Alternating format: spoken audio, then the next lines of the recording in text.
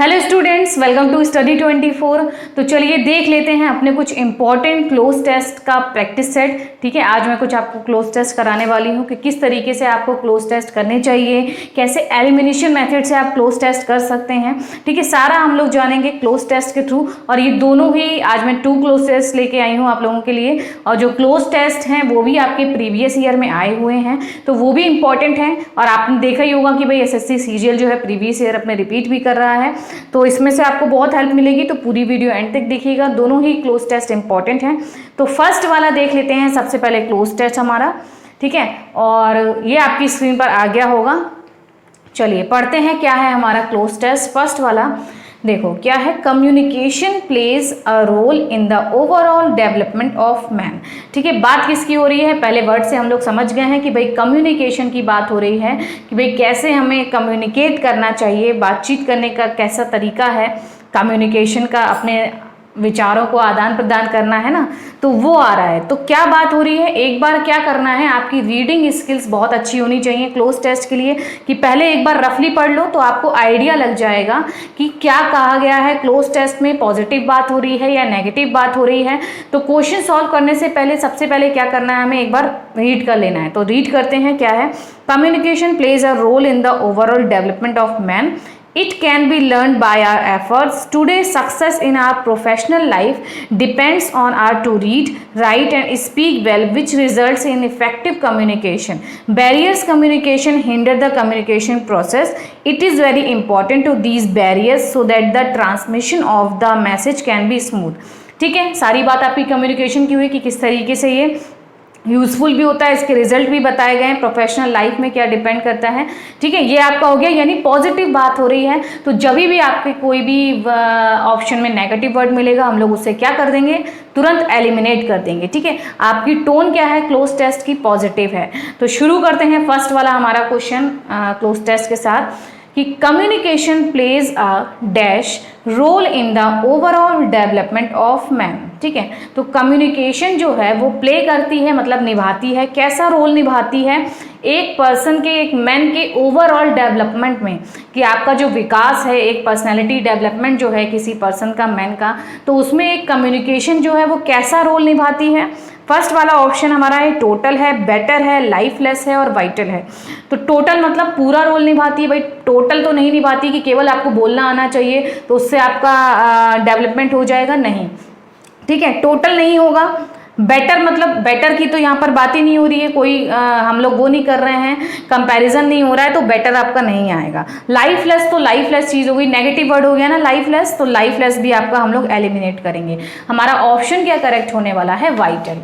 ठीक है, तो ये जो फर्स्ट वाला का ऑप्शन है हमारा, क्या कौन सा ऑप्शन हमें दिख रहा है, डी वाला वाइटल। इसका मीनिंग होता है इम्पॉर्टेंट। क्या होता है, इम्पॉर्टेंट रोल अदा करता है एक मैन के ओवरऑल डेवलपमेंट में, हमारा जो संपूर्ण विकास है उसमें कम्युनिकेशन जो है एक महत्वपूर्ण रोल अदा करता है। ठीक है, समझ गए हैं। तो वाइटल मतलब आपका इम्पॉर्टेंट होता है, आपकी वोकैब भी अच्छी होनी चाहिए, तभी आप क्लोज टेस्ट भी बढ़िया तरीके से कर सकते हैं। तो हमारा पॉजिटिव वर्ड भी था वाइटल आपका।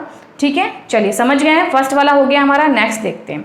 नेक्स्ट आपका है कि it can be learned by our efforts, कि यह कैसे सीखा जा सकता है, कैसे सीख सकते हैं इसको, कम्युनिकेशन को बढ़िया तरीके से। तो सेकंड वाला ऑप्शंस आपके हैं कॉन्ट्राडिक्टरी है, कॉन्शियस है, अनक्लियर है और इम्पॉर्टेंट है। सबसे पहले एलिमिनेशन नेगेटिव वर्ड्स, कि कॉन्ट्राडिक्ट का मतलब क्या होता है, विरोधी होता है कॉन्ट्राडिक्टरी। तो कॉन्ट्राडिक्ट एफर्ट्स लगाएंगे क्या, हम अपने विरोधी एफर्ट्स लगाएंगे, वो नहीं होगा। अनक्लियर है, जो अनक्लियर आपके एफर्ट नहीं होंगे तो कैसे आप सीख सकते हैं। तो ये नेगेटिव वर्ड्स है ना, डायरेक्ट इनको क्या कर देंगे, एलिमिनेट। ए और सी को हटा दीजिए। अब एक है आपका कि learned by our important efforts, हमारे महत्वपूर्ण जो प्रयास हैं वो हेल्प करेंगे लर्न करने में, या फिर कॉन्शियस एफर्ट करेंगे।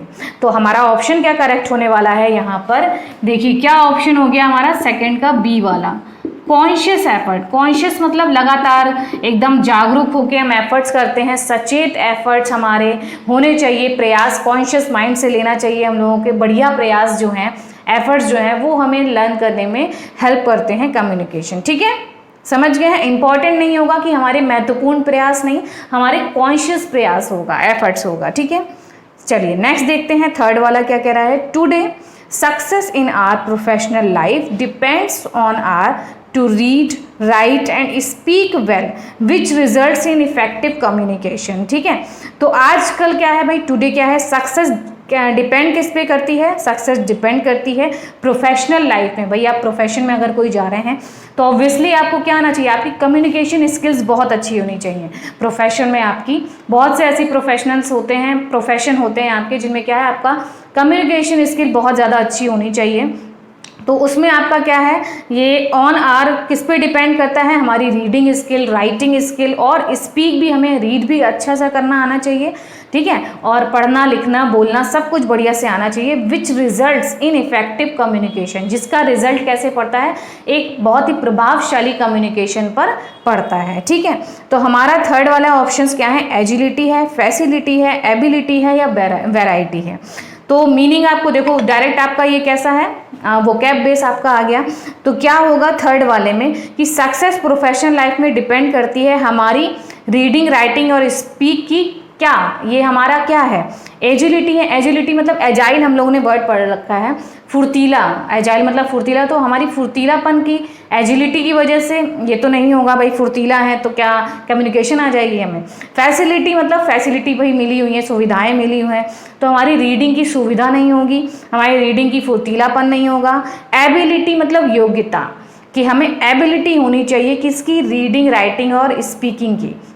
वैरायटी मतलब तो विभिन्नता हो गई, तो विभिन्नता नहीं, हमारी एबिलिटी, योग्यता है अगर आप में अच्छे से रीड करने की, स्पीक करने की और राइट करने की, तो वो किस में इफेक्ट करते हैं, मतलब इफेक्टिव कम्युनिकेशन बनाते हैं। ठीक है, तो क्या ऑप्शन आपका हो जाएगा सी वाले में, यहाँ पर थर्ड का सी हो जाएगा। ठीक है, थर्ड का सी क्या दे रखा है, एबिलिटी, हमारी एबिलिटी होनी चाहिए, हमारी योग्यता क्या है, होनी चाहिए रीड, राइट और स्पीक की। ठीक है, इस तरीके से आप थोड़ा समझ कर करिए कि हमें क्या एलिमिनेट करना है, क्या नहीं करना है। भाई यहाँ पर वैरायटी तो नहीं होना चाहिए कि विभिन्नता थोड़ी होगी रीडिंग की, हमारी योग्यता होनी चाहिए जो आपकी इफेक्टिव कम्युनिकेशन में हेल्प करेगी। ठीक है, नेक्स्ट फोर्थ वाला देखते हैं, barriers dash communication hinder the communication process. Barriers क्या हो गए, बाधाएं हो गई आपकी, बाधा जो है, अवरोध जो होते हैं वो कम्युनिकेशन को हिंडर करते हैं, रोकते हैं, किसमें, द कम्युनिकेशन प्रोसेस को। कम्युनिकेशन जो प्रोसेस आपका चल रहा है, कुछ बाधाएं होती हैं जो कम्युनिकेशन प्रोसेस को रोक देती हैं, उनमें बाधाएं उत्पन्न करती हैं। तो कम्युनिकेशन के पहले हमारा क्या आना चाहिए, फोर्थ वाला ऑप्शन हम लोग देख लेते हैं, अगेंस्ट, बाय, टू, फॉर्म। कौन सा प्रेपोजिशन का आ गया यहाँ पर, तो देखो भाई बैरियर्स अगेंस्ट कम्युनिकेशन नहीं होगा कि भाई इनके विरोध में, कम्युनिकेशन के विरोध के जो बैरियर्स होते हैं ये नहीं होना चाहिए। बाय कम्युनिकेशन नहीं होता है, टू कम्युनिकेशन या फ्रॉम कम्युनिकेशन से बाधा, ये भी नहीं होगा। क्या होगा, बैरियर्स टू कम्युनिकेशन। ठीक है, barriers to communication hinder the communication process. तो जो बैरियर्स होते हैं कम्युनिकेशन के, वो रोक देते हैं कम्युनिकेशन प्रोसेस को, रोकते हैं, उसमें बाधा उत्पन्न करते हैं। ठीक है, समझ गए हैं। तो यहाँ पर हमारा एप्रोप्रिएट आपका ऑप्शन कौन सा करेक्ट होने वाला है, टू होगा। बाय नहीं होता, अगेंस्ट विरोध में नहीं होगा, फ्रॉम से भी नहीं होगा। ठीक है, आपका टू हो जाएगा, बिल्कुल करेक्ट प्रपोजिशन आपका। लास्ट वाला हमारा क्या कह रहा है कि it is very important to, ये बहुत इंपॉर्टेंट है किसके लिए, These barriers so that transmission of the message can be smooth, कि यह बहुत इंपॉर्टेंट है, इन बैरियर्स को क्या करना इंपॉर्टेंट है, सो दैट, ताकि जो ट्रांसमिशन है, आदान प्रदान है भाई, ट्रांसमिशन है हमारा किसका, मैसेज का, वो आसानी से चले, स्मूथली चले। इसीलिए इन बैरियर्स को हमें क्या करना पड़ेगा, ओवरकम या सक्सीड या क्रिएट या स्ट्रेंथन। तो यहाँ पर बैरियर्स आपका नेगेटिव वर्ड है, तो इसको हमें क्या करना पड़ेगा, नेगेटिव वर्ड को पूरी तरह से हटा देना है, यानी कि ओवरकम करेंगे। ओवरकम मतलब इससे बाहर आना, ओवरकम करना। आप किसी फेस से गुजर रहे हैं, फिर बोलते नहीं भाई ओवरकम करो, अपने फेलियर्स से आगे आइए, ओवरकम करिए। ठीक है, सक्सीड मतलब हमें बैरियर्स को सक्सीड नहीं करना है भाई, सफलता नहीं दिलानी है। बैरियर्स हमें क्रिएट भी नहीं करने हैं, बैरियर को स्ट्रेंथन नहीं करना है, ना तो मजबूत भी नहीं करना है। हमें क्या करना है, अपने इन बैरियर्स को ओवरकम करना है, ताकि हम ओवरकम करके और अच्छे तरह से आगे आएं और अपने कम्युनिकेशन प्रोसेस को बढ़िया से करें और मैसेज को स्मूथली पहुंचा पाएं। ठीक है, तो फिफ्थ वाले का ए वाला ऑप्शन ओवरकम आपका करेक्ट हो जाएगा। ठीक है, समझ गए हैं। तो ये पैसेज था आपका, बिल्कुल भी टफ नहीं था, इजी था, ठीक है। मतलब जैसा कि आपका सीजीएल में आ रहा है और ये भी आपका आया हुआ ही है प्रीवियस ईयर में, तो इम्पॉर्टेंट पैसेज था आपका। कम्युनिकेशन की बात हो रही थी, तो आपको क्या करना है, सबसे पहले तो आपको एक बार रफली रीड कर लेना है। आपकी रीडिंग स्किल अच्छी होनी चाहिए क्लोज टेस्ट के लिए, पैसेज के लिए। फटाफट से रफली पढ़ लिया, फिर हमें पता लग जाता है कि किस टॉपिक पर बात हो रही है, पॉजिटिव है या नेगेटिव है। उसके अकॉर्डिंग हम अपने जो ऑप्शंस हैं उनको एलिमिनेट भी कर सकते हैं। तो हम लोग ने एलिमिनेशन से करा, बढ़िया सा आपका पैसेज था। चलिए ये इसको अच्छे से नोट कर लीजिएगा, बढ़िया से कर लीजिएगा प्रैक्टिस अपनी। और नेक्स्ट वाला हम लोग फिर से अपना देखने वाले हैं, नेक्स्ट वाला क्लोज टेस्ट, ठीक है। 2 हमारे क्लोज टेस्ट रहने वाले हैं। तो ये तो पूरा आपका कम्युनिकेशन पर था, ठीक है। और क्लोज टेस्ट जिस तरीके से अभी सीजीएल में आपके आ भी रहे हैं, वो भी मतलब बहुत ऐसा नहीं है बहुत ज़्यादा हाई लेवल के आ रहे हैं, इजी टू मॉडरेट ही आ रहे हैं। और उसी तरीके का मैं प्रैक्टिस सेट भी आपके लिए क्लोज टेस्ट का लेकर आई हूँ, ठीक है। तो नेक्स्ट आपकी स्क्रीन पर आ गया होगा कि अब हम लोग कौन सा देखने वाले हैं। कम्युनिकेशन हमारा हो गया है, अब हमारा आ गया है पॉल्यूशन वाला। पहले बातचीत हुई, अब हमारा पॉल्यूशन प्रदूषण आ चुका है। क्या आ रहा है पॉल्यूशन वाला, पढ़ते हैं इसको भी एक बार रफली रीड कर लेते हैं कि pollution is destroying nature, the smoke that is from the chimneys of the factories and vehicles is the mixture of poisonous gases. Due to environmental pollution, there is in nature so many birds, animals and plants are on the verge of day by day.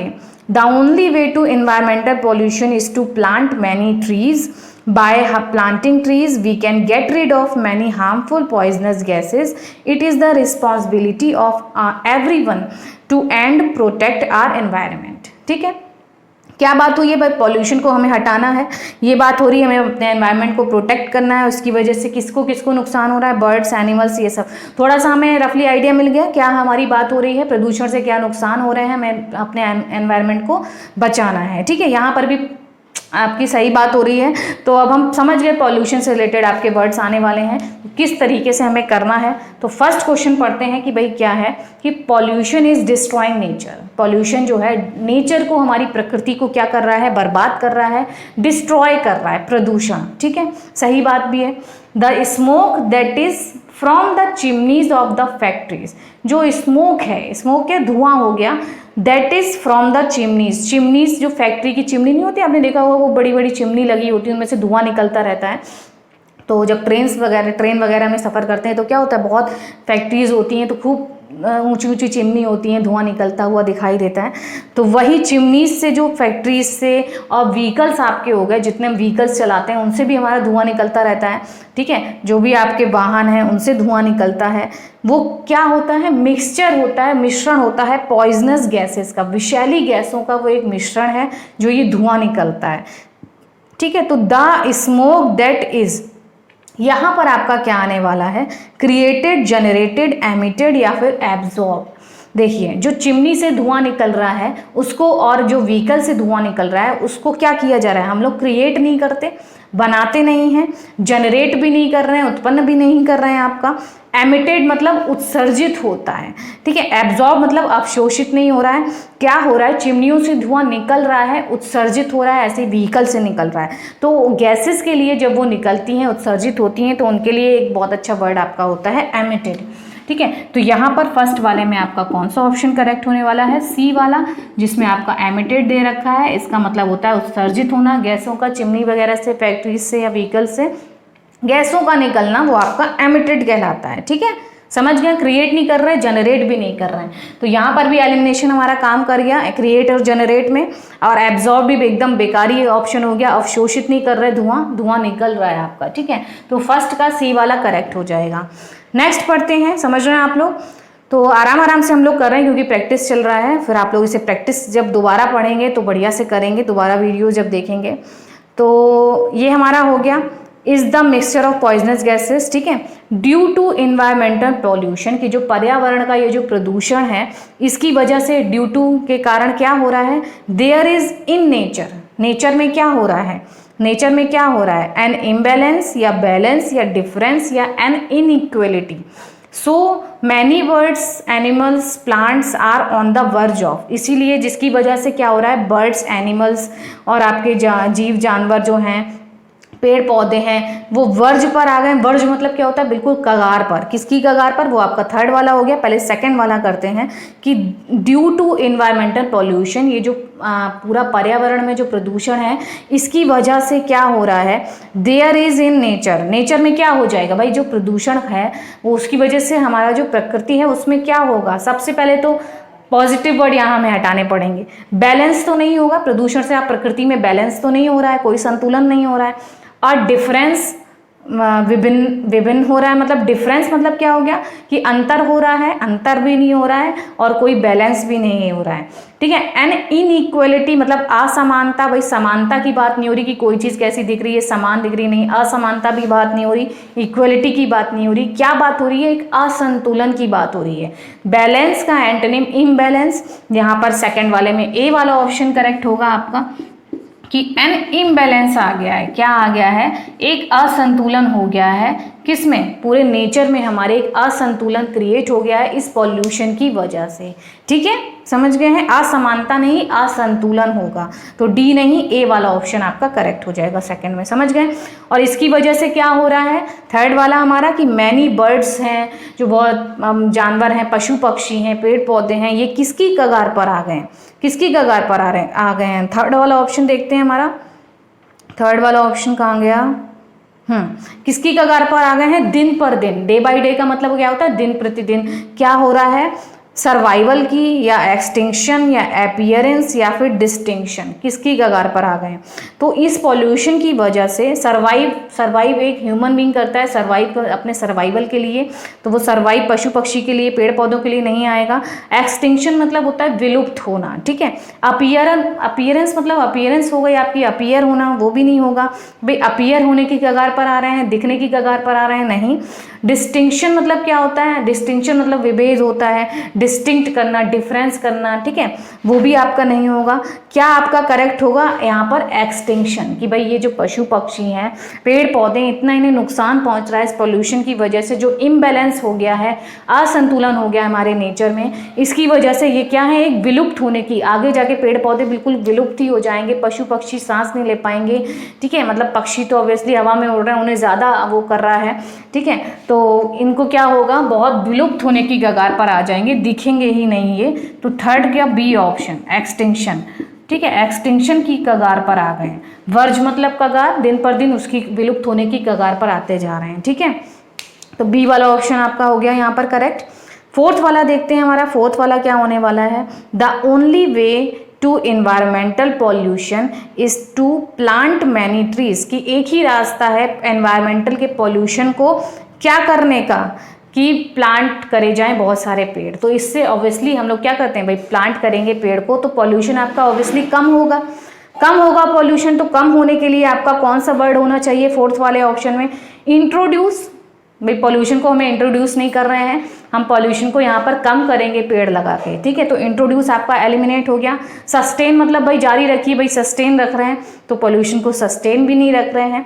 Radiate मतलब radiation, आपने देखी विकिरणन बोलते हैं जिसको science में आपने पढ़ा होगा, फिजिक्स में, रेडिएशन, तो रेडिएट कर रहे हैं, फैला रहे हैं, विकीर्ण करने हैं, वो भी नहीं होगा, फैला नहीं रहे, इरेडिकेट कर रहे हैं, हमें बिल्कुल इसको क्या करना पड़ेगा, इन्वायरमेंटल पॉल्यूशन को जड़ से मिटाने के लिए, इरेडिकेट करने के लिए पूरा उसका क्या करना पड़ेगा, हमें पेड़ पौधे लगाने पड़ेंगे। तो हमारा पॉजिटिव वर्ड क्या मिल गया कि उसको हटाने के लिए, इन्वायरमेंट के पॉल्यूशन को जड़ से हटाने के लिए, उसको बिल्कुल गायब करने के लिए, ख़त्म करने के लिए हमें इरेडिकेट करना पड़ेगा। इरेडिकेट का मतलब क्या होता है, जड़ से हटाना, ख़त्म करना, ठीक है। इरेडिकेट करना कैसे इरेडिकेट होगा, बहुत सारे पेड़ पौधे लगाकर, ठीक है, ये हमें लाइन मिली गई थी तो हम समझ गए थे कि भाई पेड़ पौधे लगा के एनवायरनमेंट को ख़त्म ही, मतलब पॉल्यूशन को ख़त्म ही किया जा सकता है। इसे इंट्रोड्यूस, सस्टेन और रेडिएट आपके एलिमिनेट हो जाएंगे, ठीक है।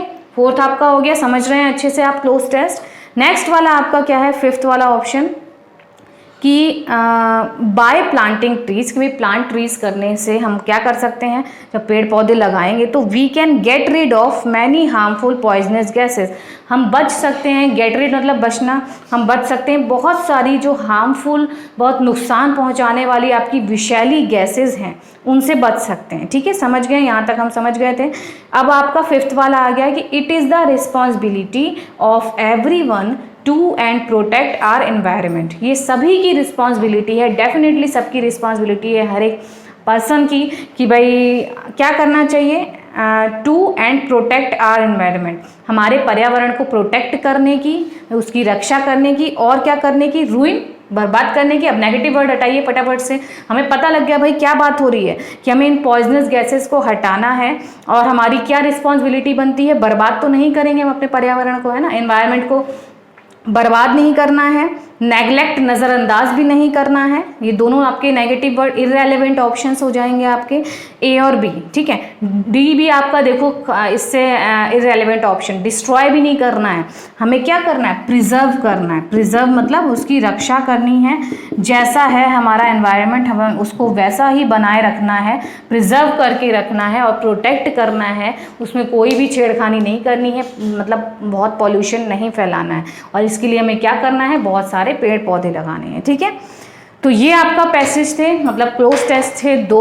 आई होप अच्छे लगे होंगे आपको और अच्छे से आप समझ भी गए होंगे, और दोनों ही आपके क्या थे, प्रीवियस ईयर में आए हुए थे और इम्पॉर्टेंट थे, ठीक है। तो इस तरीके से आप अपने क्लोज टेस्ट कर सकते हैं। पैसेज की क्या टोन है, हमें क्या वर्ड चाहिए, वर्ड्स आपके पॉजिटिव हैं या नेगेटिव हैं, ठीक है। तो इस तरीके से आप अपने क्लोज टेस्ट को बढ़िया तरीके से कर सकते हैं, और इस लेवल के ही आपके सीजीएल में भी पूछे जा रहे हैं। तो वैसे ही मैं आप लोगों के लिए लेकर आ गई थी क्लोज टेस्ट का प्रैक्टिस सेट, ठीक है। ऐसे ही इंपॉर्टेंट वीडियोस आपको चैनल पर मिलती रहेंगी। तो जो लोग नए हैं वो सब्सक्राइब करेंगे, लाइक करेंगे, वीडियो को ज़्यादा से ज़्यादा शेयर करिएगा। और शाम को मिलते हैं फिर 7 बजे सीजीएल की एनालिसिस के साथ, और इंपॉर्टेंट ईडीएम फ्रेजेज आज देखेंगे वो कैब में, और फिर वही 9:30 बजे वो अपनी जो डिस्कशन वाली क्लास होती है उसमें मिलते हैं, ठीक है। तो तब तक क्या करना है, आपको वीडियो को ज़्यादा से ज़्यादा शेयर करना है। और अगर आप अभी तक सीजीएल वाले ग्रुप में नहीं ज्वाइन हुए हैं, हमारा कट ऑफ डिस्कशन का सीजीएल वाला ग्रुप है, उसमें नहीं ज्वाइन हुए हैं, टेलीग्राम वाला, उसकी लिंक मैंने डिस्क्रिप्शन बॉक्स में लगा दी है, वहाँ पर जाकर ज्वाइन हो जाइएगा, ठीक है। तो मिलते हैं शाम को 7 बजे, तब तक देखते रहिए वीडियोज़। Thank you.